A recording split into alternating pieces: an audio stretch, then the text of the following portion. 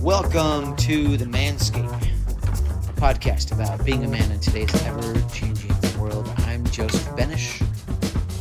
And I'm Tim Cox. On this episode, we talk traumatic brain injuries plus poetry and a little bit of music. Yes. Yeah, traumatic brain injuries, the short hand for that is TBIs. And joining us for this discussion, our special guest, my good friend and amazing human, is a guy with the name of Jason Lawley, but you can shorten that. Introduce yourself, if you would, Lawley. Welcome and introduce yourself. Let's go ahead and shorten that. You can go ahead and call me Lolly, since we are going to talk about poetry, because anyone who's ever gotten to know me has always called me Lolly. And when I get up and expose myself and my heart and my soul through my poetry, then you're getting to know me. So let's start it off with calling me Lolly. Awesome. And hi. Welcome, Lolly. Yeah. Thank you. We've known each other for a long time. We met because of poetry back when I was at Phoenix Center for the Arts and when he was running Infuse Open Mic, an open mic that he started ages ago and gracefully handed it off to some other people that he's worked with. But we'll get there. We're going to jump in first, talk about our main topic, which is traumatic brain injuries. So I actually looked this up just so we have a basic definition. Johns Hopkins defines a traumatic brain injury as sudden external physical assault on the brain. It is one of the most common causes of disability and death in adults. TBI is a broad term that describes a vast array of injuries that happen to the brain. The damage can be focal, like one area, or diffuse, meaning like kind of the whole brain. And I'm actually going to say John Hopkins, I think their definition gets it not wrong, but they missed some pieces. Because TBIs are known to be, sudden, like a car accident or a stroke. But my brother had a TBI when he was a baby. He had bacterial meningitis, which many people have heard about. It's a bacteria. It's an illness. It often kills people. But if it doesn't, one of the things it does causes a swelling of the brain.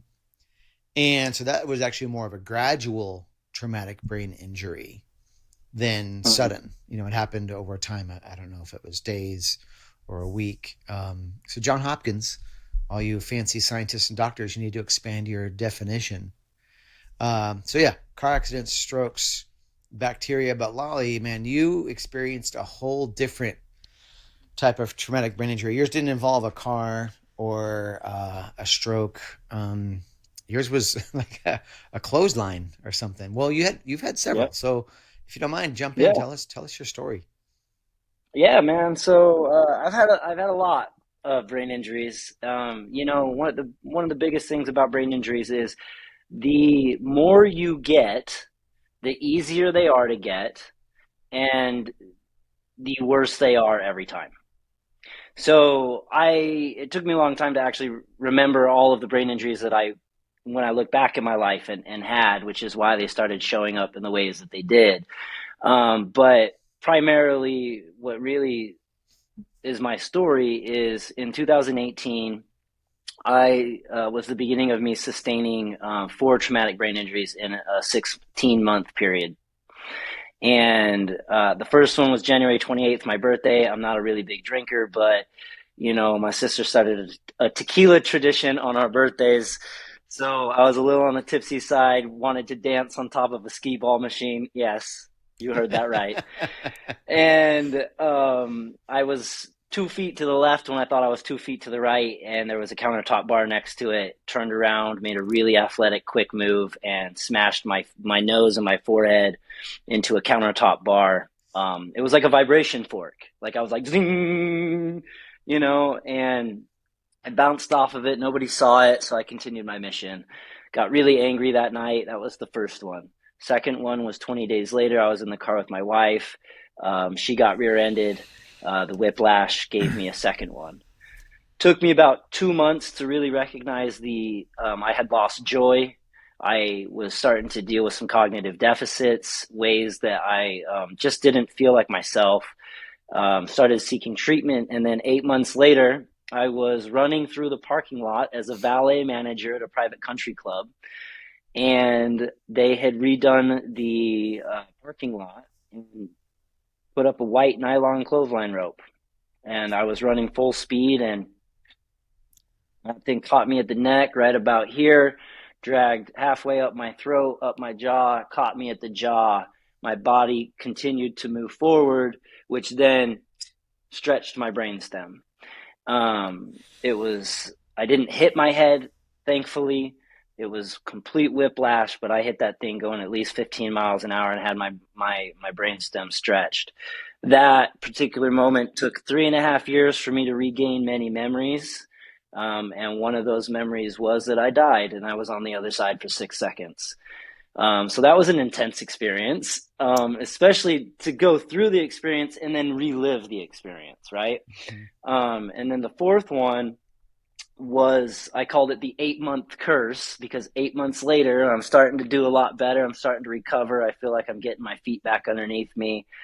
And I tow a boat to International Falls, Minnesota for a member at that country club with my coworker. We go to a bar and we were the hot chicks. We got hit on by a couple groups of girls.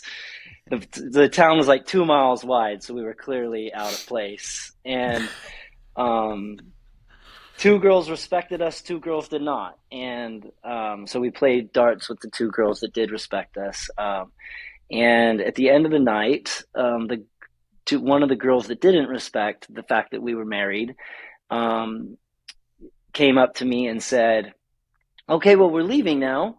And I said, "Okay, well, it's nice to meet you. Have a good night." And she didn't take that very well. I didn't want to ride the village bicycle. And I love my wife, and I love, I love my wife. I love my life. So she walked outside and told some guy who was 5'9", 250 pounds, I sexually assaulted her. And I was in there just throwing darts, and the next thing I knew, someone tapped me on my shoulder, and I never even saw him, and he just popped me in the face, broke my nose, and gave me a fourth one. And so resetting is a very difficult thing to have to deal with when you have a traumatic brain injury. So those are the four that happened to me, and it's been an incredible journey, about 5 years and I'm still going through it. Yeah. Wow. Yeah. It's the thing about brain injuries is they are one of the invisible disabilities, to use a term. Disabilities, different abilities. They're very invisible, so they're like a lot of other disabilities that live in the brain. You can see someone with a cast or a wheelchair, or an injury, but we can't see these invisible ones when we first meet someone. And so I guess a question for you, Lolly, would be what's one of the things you think people most misunderstand about TBIs? What do you think the general population doesn't know about? Is it affects every single part of you. Your brain determines every aspect of who you are, from your gut health to your taste, to your smell, to your vision, to your hearing, to your emotional regulation, to your executive functioning and cognitive processing. Your brain is who you are. And when people just dismiss, like, "Oh, well, they had a concussion." No, man. Their brain got inflamed. It got bruised. It got damaged. And it's no longer working the way that it used to be. And so it might be subtle. Most of the time it is really subtle, actually. Most of my symptoms and impairments were not able to be identified until I went through therapies, or I had to go through certain situations where it's like, "Oh, wait, this is really, really challenging for me," or "Why do I feel so angry?" So, it's the emotional volatility. I don't think people really recognize that part as well, is that brain injury, really affects emotional volatility. But when people have a brain injury, they change entirely as a person. I'm going to give you guys some statistics that are going to blow your mind. 90% of brain injury survivors' marriages fail. 90% of their marriages fail. They are 400 times more likely to suicide. They are 200 times more likely to struggle with addiction. 80% of prisoners have had some sort of brain injury, and 60 to 80% of the homeless have had some sort of brain injury. It's rampant, and nobody realizes it because it's invisible. Yeah. If I have to hear one more time, you look healthy, you're Hmm. articulate, you sound great, but they don't understand what it takes for me to be able to do that. They don't understand all of Yeah. the therapies I had to go through. I mean, 2 rounds of cognitive therapy where I was moderately to severely impaired in being able to process information, problem solve, memory recall, memory retention, and word finding. And as we'll get into later, I'm a spoken word artist. I have 5-minute poems in my brain, and so for me to have those were all of my strong suits. And now I test in the top 98th percentile, which is proof that there's hope for healing. Nice. Yeah, and like you said, it affects everybody differently. One of the things about TBIs and other invisible disabilities Yeah. is the math is really hard for us as a country to process because we always look for quick fix solutions. If there's 350 million brains in this country, there's 350 million different versions of a brain. So if you get injured, your journey to healing is going to be different than the person sitting right next to you, even if you're both in the same car or same house and Mm-hmm. same circumstances. And I feel like Tim, you have an awareness of that with your son because Lolly, I think you heard our very first episode was about autism, and I feel like autism shares a Yeah. similar, really really broad spectrum Hmm. of where people land with their gifts, their challenges, and TBI and autism share a lot of similarities because they're both brain related in terms of what you can Yeah. and Mm-hmm. Neurological. can't do, what people know or what people assume.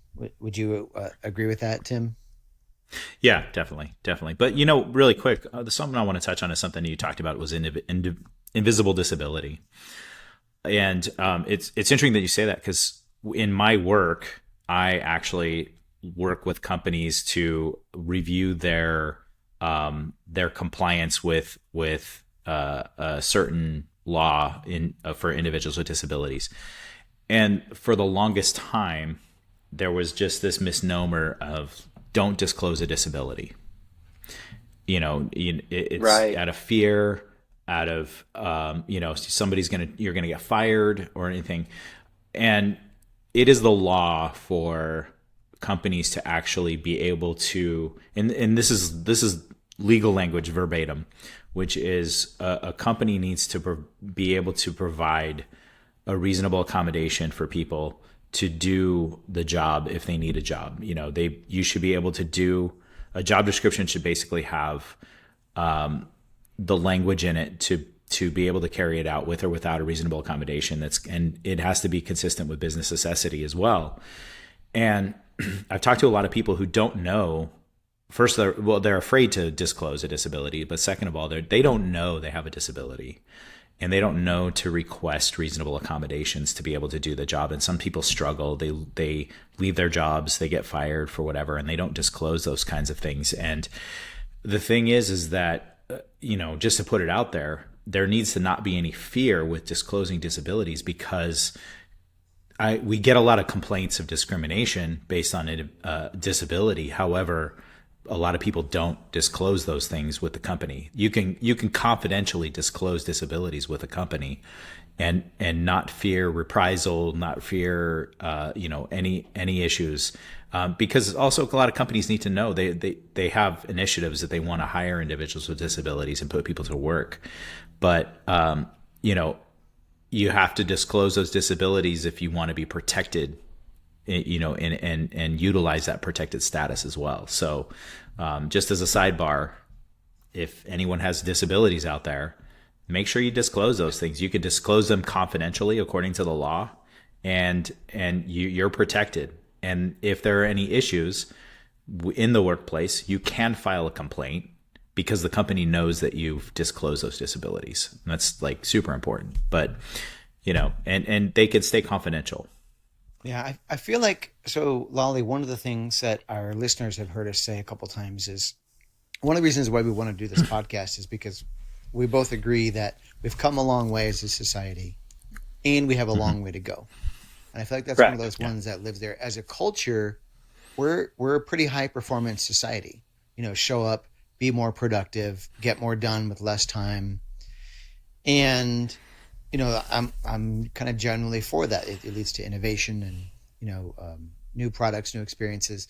But one of the downsides to that is, as you said, Tim, historically, people would be not hired if they disclosed a disability, in the interview Yeah. process, or if they showed up, or I mean, if it came out in the interview process, I mean, and you had a typically abled or neurotypical person, it's got to be 95, if not 99% of the time that person's going to get hired over the person who's Hmm. disclosed disability before even Yeah. getting hired.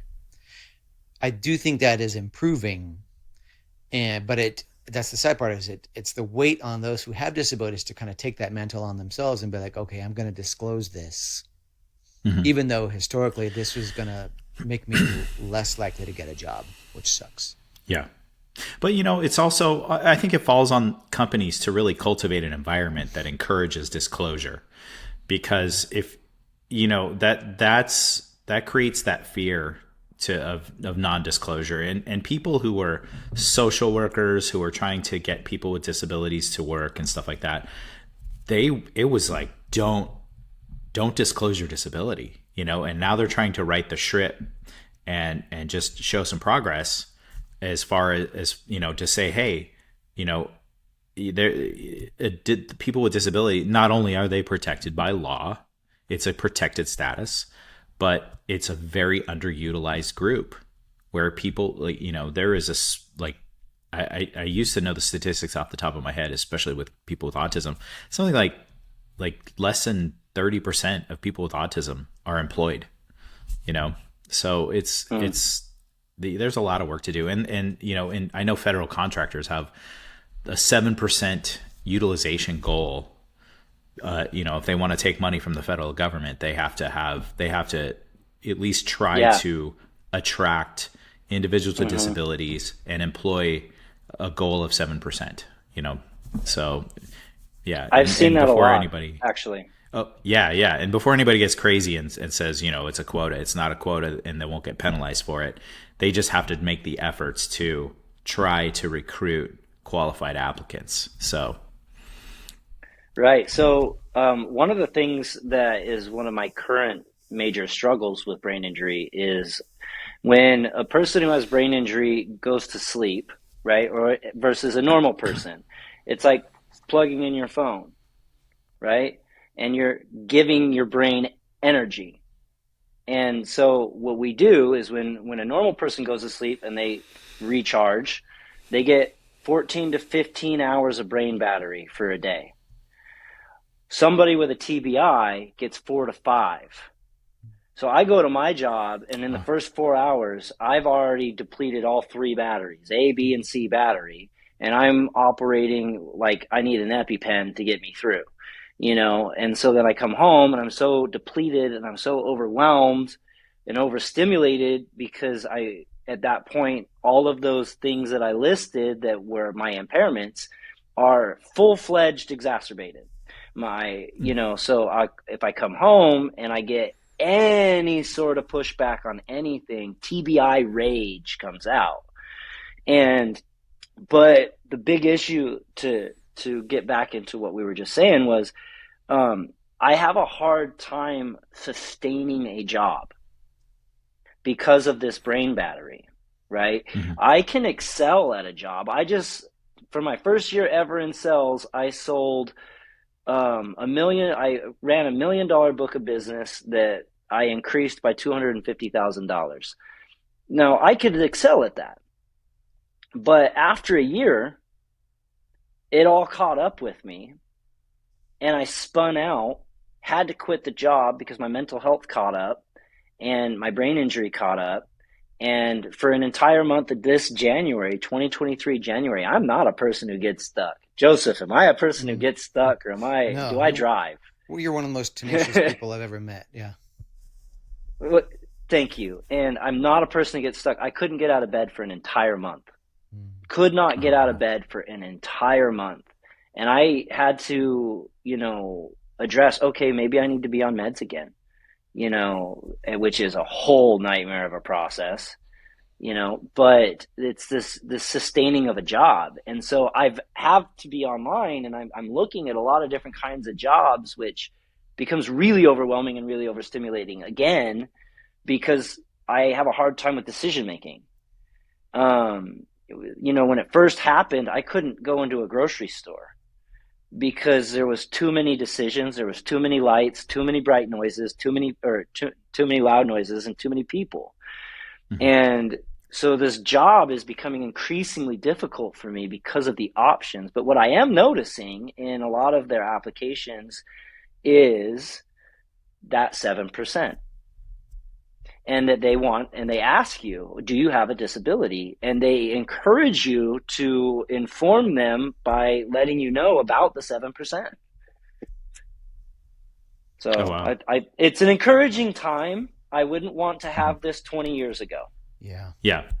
Yeah. Oh, definitely. And that's a call out to anybody in a position of power at an organization, a manager, certainly owners.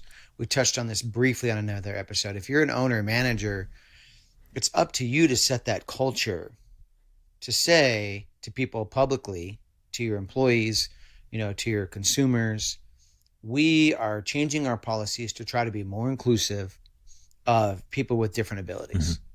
Mhm. But of Yeah. course, that it's one thing to say it. This is something that I feel like my liberal friends talk about a lot, which I completely agree with. It's one thing to say it; it's another thing to do it. Mhm. Just about every company probably on the planet, or at least in this country for sure, has like a mission statement or an equity statement saying, "Oh, we believe everybody deserves a chance." But do those companies have a policy in Yeah. place, or multiple policies depending on the different ability to support that? So would you be able to find a job that would let you work in 4-hour blocks or something? Because the Mhm. traditional is still the 9 to 5. That's still our inherited culture, 9 to 5. Right. Yeah. So, and I wonder if we're Or what I seeing that. really need is breaks. I Okay. need that Yeah. structure, right? Yeah. There's Okay. so many jobs out there that either give the break to you. Like when I was doing sales, Hmm. I had to take my own breaks. Well, that was a hard decision for me to take, a hard Mm. decision for me to make. So I would go out and I would just grind through my day so I could come home and just and be home and rest, you know. And so there's a lot of these jobs out here that don't even honor the breaks or lunches, Hmm.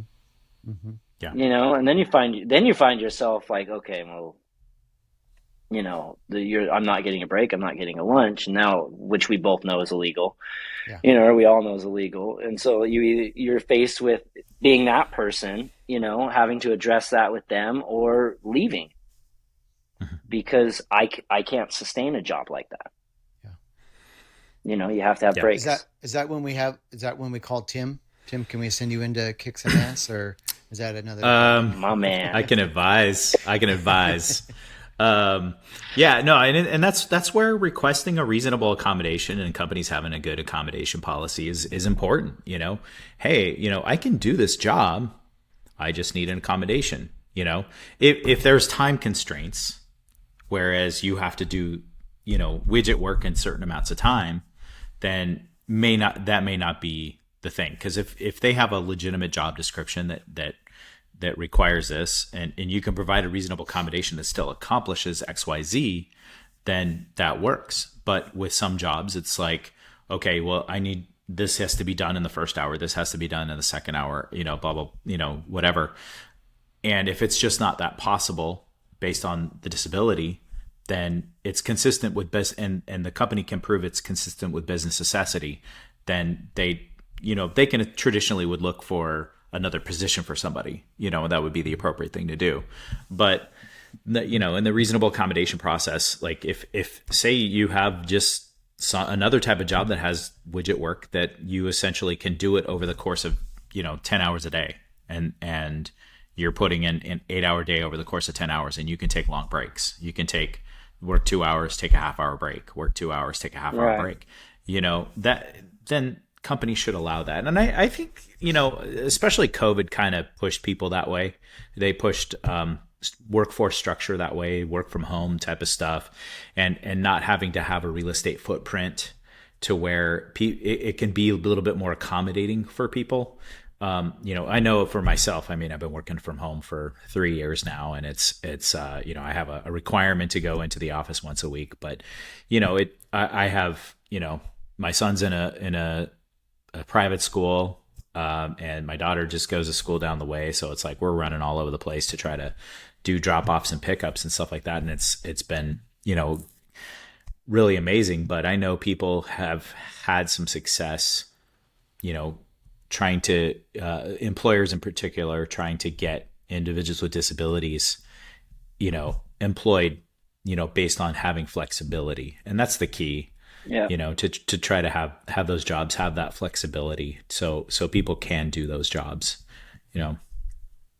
So what other symptoms came along with TBI? I mean, I talked about, needing longer times to recharge. One I can think of, that I know from being around the brain injury community, because I used to go with my brother to these sort of community meetings where they would get everybody in the room just to give us time to share, was the lack of filter.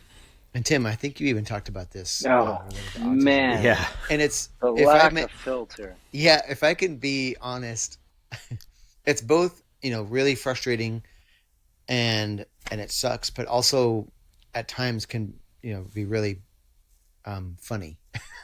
Because sometimes as a society, I know this, I'm too nice at times. I could use a little less filter. I'm sometimes too filtered, but how about that lack of filter, Lolly? Where have you seen that come up in your world? The lack of filter has showed up in a lot of many ways, man. I have said and done a lot of things that I would never say and do. And there's a reason that you have a do, and it's not just a filter, it's an impulse control. So you have both. You have no filter and no impulse control. And let me just explain for our listeners what we mean by a filter. By a filter, we mean that everyone has thoughts in their heads that they don't say to people, because we filter that out, right? We know that it's just a thought in our head. It's not appropriate. It's not something that we say to people or this or that. No, those come out. They just come out. And they come out in the worst moments, in the moment when you can't think, in the moment when you're being like in an argument, and then you're just like, oh, well, blah, and then you can't take it back. I've said a lot of hurtful, meanful things, or hurtful and mean things to my family. I've caused a lot of trauma, which caused a lot of trauma for me. One of my symptoms was disassociation. And rage. I never had a rage before. And the disassociation would happen when I would rage, because there's no way it could have been me. I couldn't accept that it was me acting like that. So I would literally float above myself, screaming at myself to stop, and I couldn't. And then I would totally black out the memories. Yeah. Memory is a really big symptom that people with TBI, like I said, I was memory retention and I was memory recall. My memory was so good that at the country club I used to work at, somebody would bring somebody in and play golf, and then a year later I wouldn't see that guest, and I would know their name. And the moment they walked up, I would be able to recognize them and I would know their name. When I went back to work after 6 weeks, which was way too soon, I would have to tap my assistant supervisor on the leg and be like, hey, man, like, who is that? I know I've known them for 13 years, but who is it? Because I needed to be prepared to act like I knew who they were. The symptoms are the emotional volatility. The inability to really have control of your emotions, the intensity of your emotions. What I tell people is I was an empath before this, and, I was sensitive to energies. I was sensitive to people. I was sensitive to my environment around me. And when brain injury happened, all the filters, all that stuff got removed, and it was like being a radio antenna that just got turned up in being able to absorb so many more frequencies. And it was really overwhelming, and that's a really big symptom too, being overwhelmed and overstimulated, having so many things happen at once. Cognitive issues, the not being able to process information, the not being able to problem solve. Your executive functioning, right? Your executive functioning is in your prefrontal cortex up in the front of your brain. Temporal lobes handle your emotions.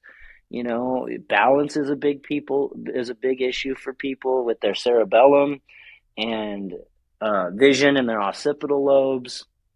You know, and so there's so many different. Speech is impacted. Word finding, gut health.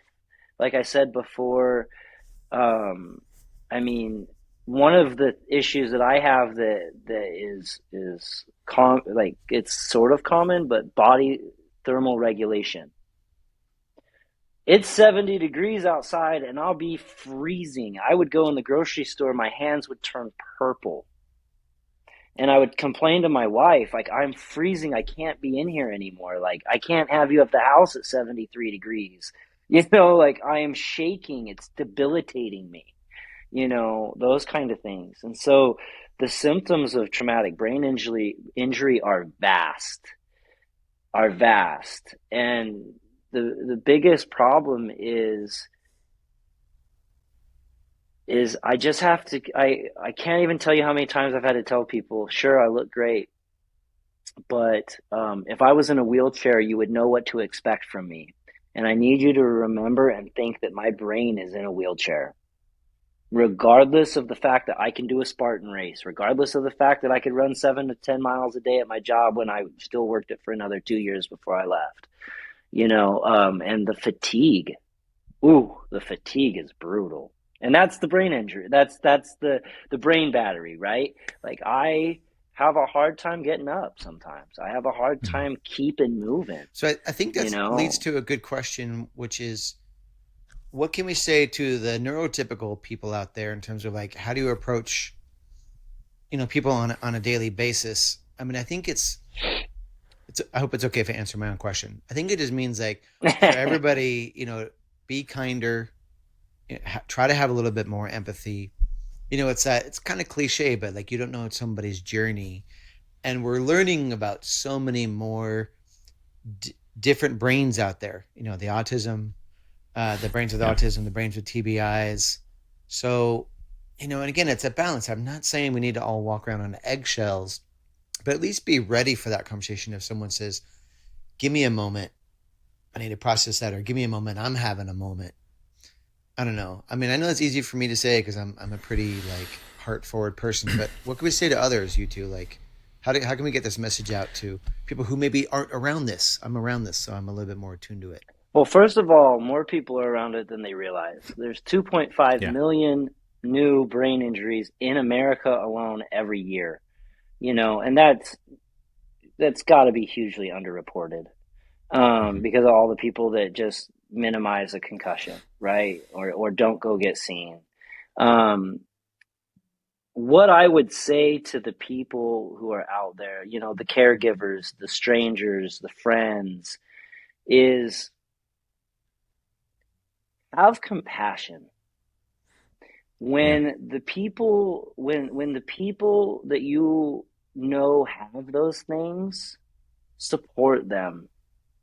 Don't be so overwhelmed yourself that you don't want to touch it because you don't know how to react to it. Because the only thing you're going to do is you're going to make that person feel more alone, more isolated, more like a burden, more like people don't care. And let me tell you, people, when brain injury happens, negative thoughts is a symptom.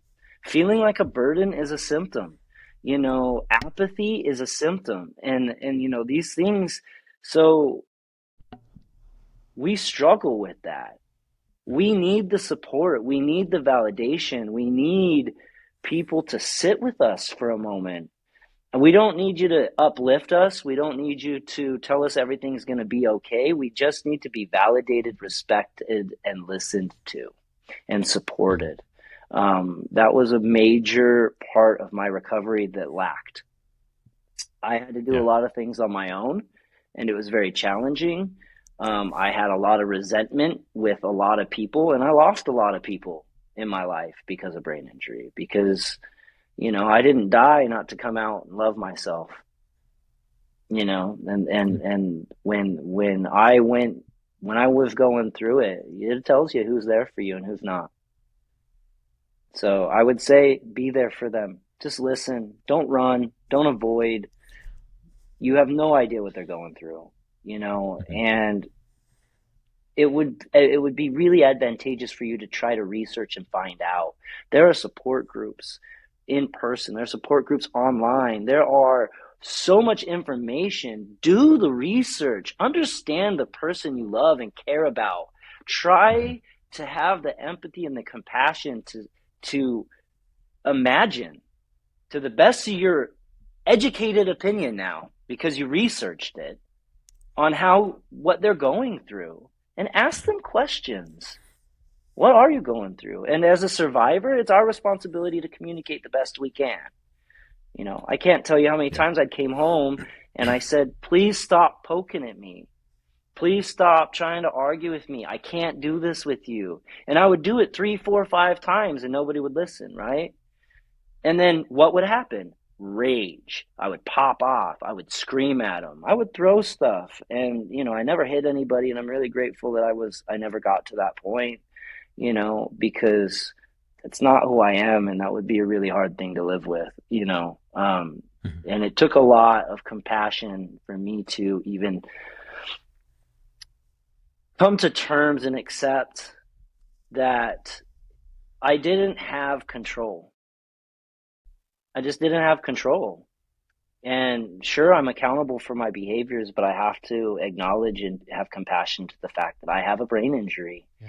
And just like not being able to walk if you're in a wheelchair is something that is real for them, so is not having control with a brain injury. Yeah. Mhm.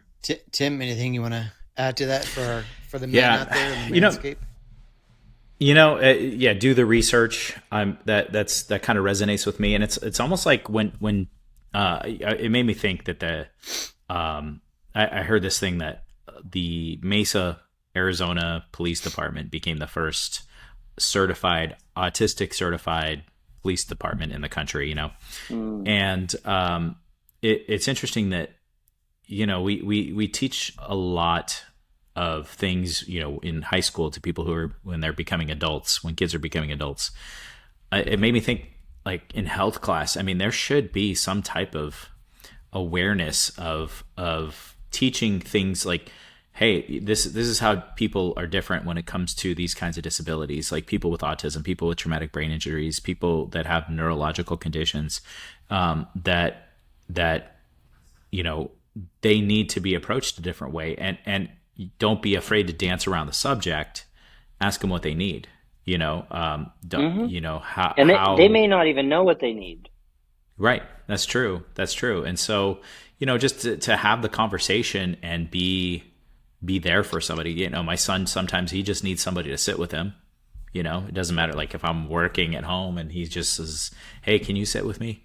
And I just sit on the couch while he's doing his thing, and I work, and that's kind of his interaction with people sometimes, where it's just like, hey, I want to, instead of playing with other kids or whatever, I just want you to sit with me or whatever. But and it would be good to have for people to start having that kind of awareness as they're becoming adults. And now you know how to reach out to people, how to handle people, how to you know you know be there for people, and also what to do, what not to do. It would be very beneficial for people to have that kind of education. You know. Yeah, Mm. well, I'm going to use that as a segue because education, do your own research. I love all those. And Yeah. to fully segue here, one of the things I learned from Lolly and others years ago, and then I did my own research on, was how much poetry and poetry nights and experiences there are here in the Valley of the Sun where we all live. and I'm sure this is true for certainly all the big cities and many, if not all, the smaller cities, that there is a tremendous amount of spoken word and poetry, open mic nights around, and I think it's one of the. I think because it's maybe a smaller community than like the theaters or they get a lot of more marketing dollars and publicity, but Mhm. it's pretty special to sit and listen to poets, whether they be Mm. experienced poets like Lolly or new ones. Like he had a lot of new people at Infused Open Mic, which he ran for years, started and ran for years and years. And I think it would surprise people how much poetry is in their community. And it is a really special night for yourself, for a date night. Certainly would impress, Mm. your partner if you took your partner to a poetry night at a local coffee shop or your local theater. It's pretty freaking fantastic. And maybe Lolly, tell us, we'll put you on the spot again. How did you get into becoming this amazing poet? Oh, that's crazy. It's been a journey. So poetry started because um, sports was always my outlet as a child. That was my therapy. And when I became an adult, I didn't have sports anymore. And poetry wasn't this thing that stood out to me as a young kid that was like, oh, I love poetry. I liked art, like I drew, but I would write a little bit, but I wasn't like a big writer. And then just one day, like I had to get it out, and so I started writing, and I realized how therapeutic and cathartic it was for me and how healing it was for me. It's like now I look back and I was healing different parts of myself. So, um, different versions of my child, right? My inner child. And it was pretty amazing. So I started getting out in the scene and performing a bit. This was back in like, oh, I don't know, maybe 2005-ish. And I've been doing this for a little while now. Um, and it took off from there. I just was trying to find my voice. I was trying to just express myself and be around people, and then the host ended up stepping down of the poetry slam that I went to. I wasn't really into slam poetry. I'm more of a spoken word artist. Not to knock on slam poetry, you slam poets. I love you guys too. Can you But define for people the difference between slam and yes, spoken so word? slam poetry is a competition. It's a 3 round competition where you're given 3 minutes and a 10-second runoff. And you're graded on a scale of 0 to 10, and the judges are 1 to 10, and the judges are randomly chosen in the audience. And so they do 3 rounds. It's generally about 15 poets to start, and then they whittle them down, and whoever wins generally gets a cash prize or something like that. So it's a competitive thing, and it's restricted timeline. I don't write 3 minute poems. I write 4 or 5 minute poems. So I'm more of a spoken word artist, which means that I'm not restrained in any way, shape, or form. I really dive into the inflections, the tones, the pauses, everything that goes into my writing and my performance is very, very, very intentional. Um, and so, not to say that slam isn't, but they have a lot more restraint because they're having to perform within limitations. So, so yeah, so that's slam poetry and spoken word, and then so basically, I ended up taking over this poetry slam, and I made it an open mic, and it got really, really big. And then I ended up hosting, and that's when I created Infuse Open Mic. It's now been in the Valley for over 12 years, which is insane. And I started it with the Phoenix Art Museum, and then I met Joseph. And Joseph, I was looking for a new home, and he was in charge of the Phoenix Center for the Arts, and he saw the benefit that it could bring to the community. And the Phoenix Center for the Arts acted like the Phoenix Center for the Arts. They built community, and he donated space to us at that place because I told him, I said, I can't keep going from place to place. I need a home for my people. And we got to watch so many people just thrive and grow and heal and cross off bucket lists, right, Joseph? Yeah, and I think we'll come back to that because that's a great story. I know the story you're thinking of, I think. I don't know if you know this, Lolly. Tim is also a writer. He's a playwright Oh, and a writer. awesome. But I want to know, Tim, I've actually never asked you this. Have you ever written any poetry? I've tried. I, I've tried. I mean, the closest I've come is to in the other podcast I'll do like a haiku review of films every once in a while. And if I can't think of that last 5 syllable line, I usually say refrigerator. But I yeah Mm. I just don't have the poetry.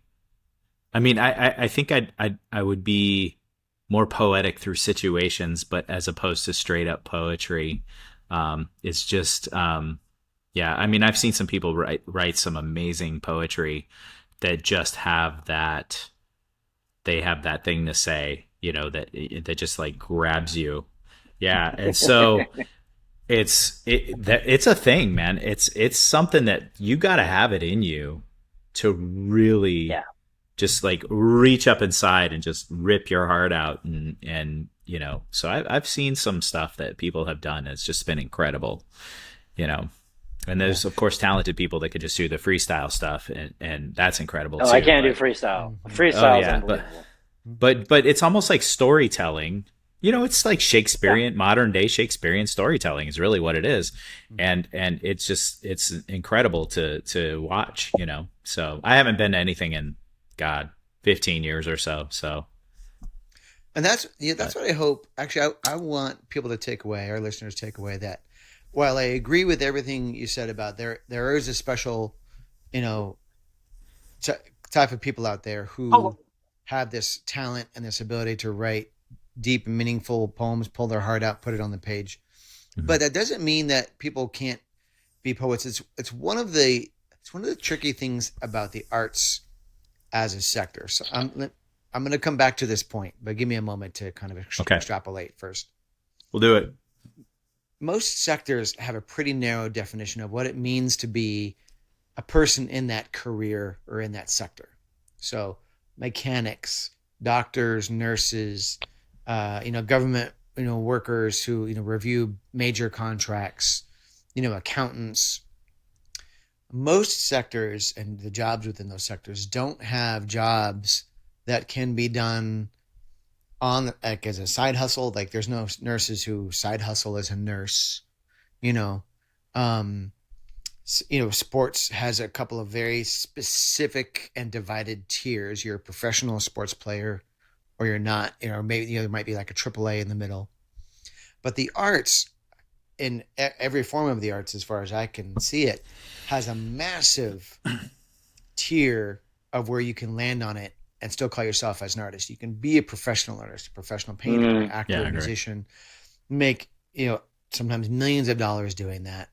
You can be a part-time Mhm. artist, maybe what you might call a struggling artist who's get gigs sometimes and lives off it sometimes, and it goes back to another fallback career Yeah. sometimes. You can be an intentional sort of weekend artist, and just make paintings for your friends and family or jewelry or um, even if you love dancing, go out to like the local what do you call it, swing club, where you do swing dancing and salsa dancing, Yeah. or you can experiment with it. And if you maybe write one poem in your life, maybe for that moment you were a poet, but it's the only sector I know that has this broad spectrum. So this is me. That was a long Yeah. version of me wanting to encourage anybody. If you've got that in you, even one day you want to write it for yourself or for your partner, or a family member, for your mom or dad, feel free to let yourself, get something down on paper, even if it's the only time you ever do it. There are people who are really good at it, like Lolly and Shakespeare. And yes, I put you two in the same sentence. And I was just gonna say, bro.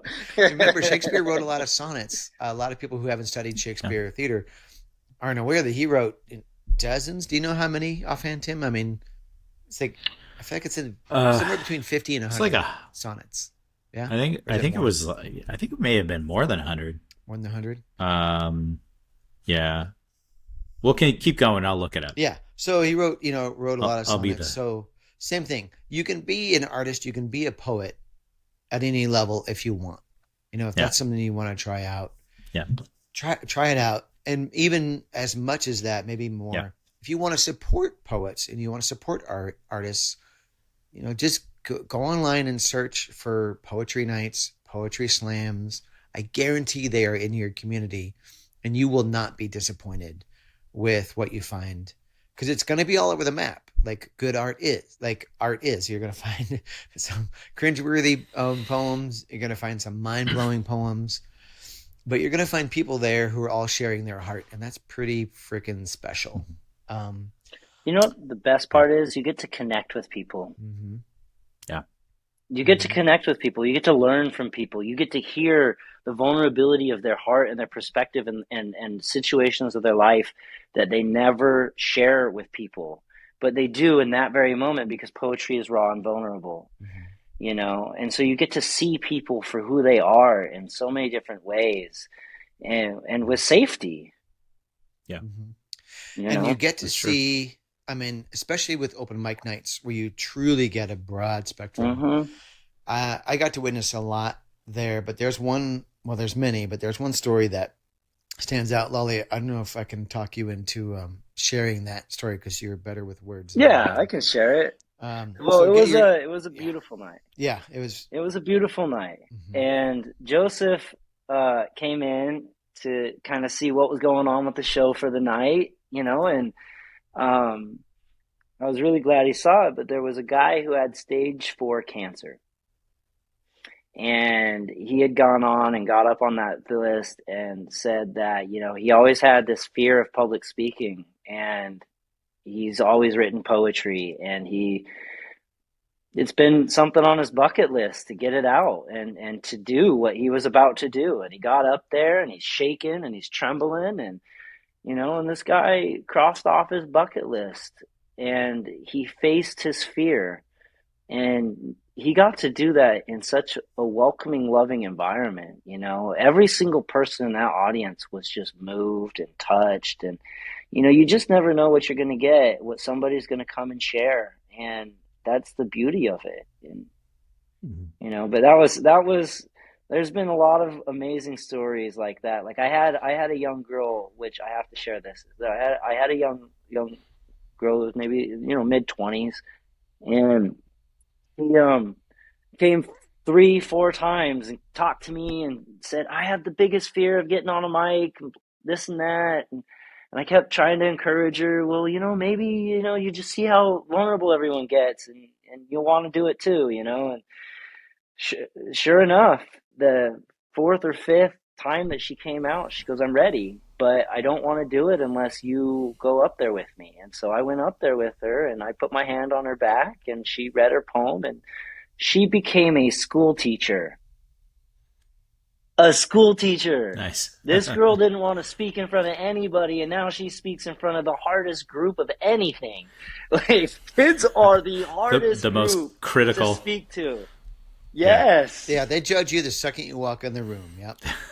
Yeah. Yeah. Immediately. And now she's And they'll killing it as a crush you. school teacher. Yeah. Like, That's awesome. yeah. What a beautiful story though, right?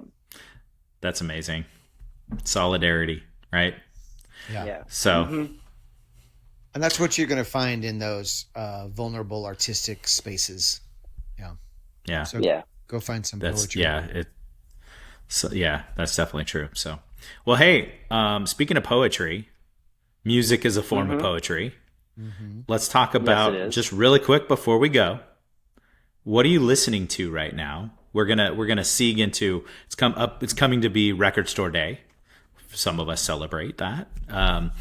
What is it that you're listening to right now? Lolly, go ahead. So I'm listening to one of my favorite artists is NF. I don't know if you guys have heard of NF, but he's a big emerging hip hop artist that speaks raw, vulnerable, talk about poetry. This guy Mm-hmm. shares such a depth of his pain that he's gone through in his life, and he's just a brilliant, brilliant artist with brilliant, brilliant beats. And then the other one that I listen to right now is it's called Moonlight Scorpion or Scorpio. Moonlight Scorpio is the group, but I Mm-hmm. listened to this song every single day. It's called 1, 2, 3 Affirmations. And so Hmm. every single day I listen to this song and it just raises my vibration, and it's Nice. just full of wonderful positive affirmations. So, that's where, but NF is my jam, man. NF, when it comes to music, that's my jam. Okay, I'll have to listen. I'll have Joseph. to check it out. Yeah.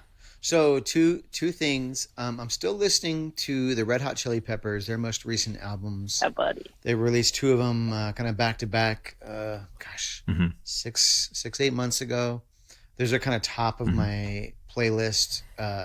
And another one is actually, this is not a record, so I'm gonna cheat here a little bit. If that's okay, Tim. It's actually an app that I discovered. One of my podcasts I listened to is Broken Record, and they Hmm. talked about this app, which I hadn't heard about, and I cannot recommend it enough. It's called um, Radio, and I don't know if it's Radio OO, but it's Radio with a bunch of O's after it. Yeah, yeah. And somebody compiled, some genius or genius eye group of people compiled by country and decade the music of the past, it's got to be 100 years. So what the app does, you just pull it up, the free version, you kind of rotate the globe or go on the map. You pick a country and a decade, Hmm. and then it Wow. plays the music of that I've tried decade it. and that country. It is Yeah, so good. it's cool. And Yeah. so I know it's not a That's record, but cool. it's I That's listen really to it a cool. lot when I'm driving because you never know what you're going to get. So I listen to a lot of different Right. countries in Africa. Yeah. I like a lot of French music from the 50s and 60s. It's kind of that hip, funky, just a lot of weird stuff. Some of the northern European countries. So either the radio app or the Red Hot Chili Peppers. So Okay. what about you, Tim? So, well, while I'm driving in the car or cleaning or anything like that, I've been picking up. I used to be a really huge Dave Matthews Band fan, and so I will revisit his stuff every once in a while from way back in when he first got started. He used to put little catalogs in his CDs and stuff, and I used to call up and order merchandise and the CDs you can't buy in the record store, but so I kind of have been going through his massive live collection lately, but really ultimately I've been playing quite a bit of is the new Depeche Mode album Memento Mori, which is a fantastic album from front to back. Sounds fantastic. It is just everybody wants to go back to those days of like Violator and have let's get another one of those. But let's face it, the guys are like 60 years old. So as artists get older, they're not going to be putting out Hmm. those massive hits from when we were all in our prime. But the last few albums they put out have been okay, but this one is just an incredible package. Just it's a good listen from beginning to end. So Memento Mori, definitely Yeah, check that one out. I'm glad you said that. I have been meaning to pull that up and listen to it, and Yeah. I haven't. Oh, I am going to get another shout out. Another record I've played a lot. It's been kind of off my rotation in the last week or two, but I went through it a lot. Was the new Sweet Bleeders album? It's a local band run by Hmm. Robin Vining. His daughter's in it now, and but just an amazing local band. So if you want to check out a local band from the Valley of the Sun, just check out the Sweet Bleeders, and you can buy it, which I did on Bandcamp. They got because they had their Bandcamp. CD Okay. release Yeah. party about a month and a half ago, I think. But Okay. Robin's an amazing songwriter and also, like you said, a poet. He's lyrical, and his music just transcends a whole lot of different genres. Nice. Cool. Cool. And then if you really like the local bands, I highly recommend getting on Spotify and just putting Yeah. them on repeat with the volume down and just let it play all night so they can get some cash. So That's a good hack. I that's the often forget about that. yeah, Yeah. it's good. Yeah, that's right. All right. Well, hey, that is our view of the Manscape, and we'd like to Yeah, thank our buddy. guest Lolly. Thanks for joining us. And then tune in next week where we talk about hip hop and making money with Scooby. And if you like what you heard, tell a friend, share this episode, leave us a kind review, and don't forget to follow us on Instagram and Twitter at the Manscape Pod. If you feel like reaching out, we'd love to hear from you. Email us at themanscapepod@gmail.com. Until next time, thanks for joining us.